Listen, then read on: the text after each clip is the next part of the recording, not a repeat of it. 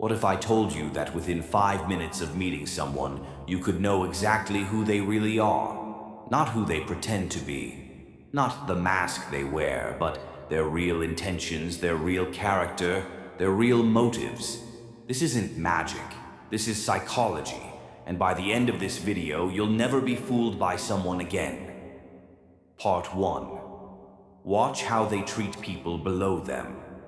The fastest way to read someone's true character is to watch how they treat people who can do nothing for them.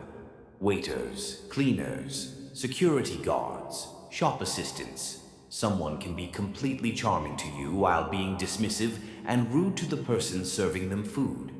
That contrast tells you everything. People show their real character when there's no social reward for being kind, when nobody important is watching, when the person in front of them has no power or status. Watch this in the first few minutes of meeting someone. It never lies. If they're warm and respectful to everyone regardless of status, that's genuine character. If they're only warm to people who benefit them, that's a performance, and you're part of the audience. Part 2. Listen to how they talk about others. Pay close attention to what someone says about people who aren't in the room. Do they constantly talk about other people's failures, their drama, their mistakes? Here's the dark psychology truth. How someone talks about others is exactly how they talk about you when you're not there. If they gossip about everyone to you, they gossip about you to everyone. If they speak negatively about their exes, their old friends, their former colleagues, notice the pattern. In every story they tell, they're always the victim, and everyone else is always wrong.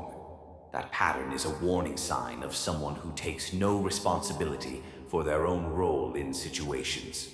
Conversely, someone who speaks about others with respect and fairness, even when those people have wronged them, that's someone with genuine emotional maturity. That's someone worth keeping close. Part 3. Watch their body language under pressure. Words are easy to control. Body language is not. When you want to read someone accurately, create a small amount of pressure in the conversation. Ask a slightly uncomfortable question. Bring up a sensitive topic. Watch what their body does. Do they cross their arms, lean away, touch their face, look down? These are all unconscious signals of discomfort, defensiveness, or dishonesty. Specifically, watch for eye contact. Someone telling the truth maintains natural eye contact. Someone lying either looks away too much or overcompensates by staring too hard, trying to seem confident. Micro-expressions. These are tiny flashes of real emotion that cross someone's face in less than a second before they can control it.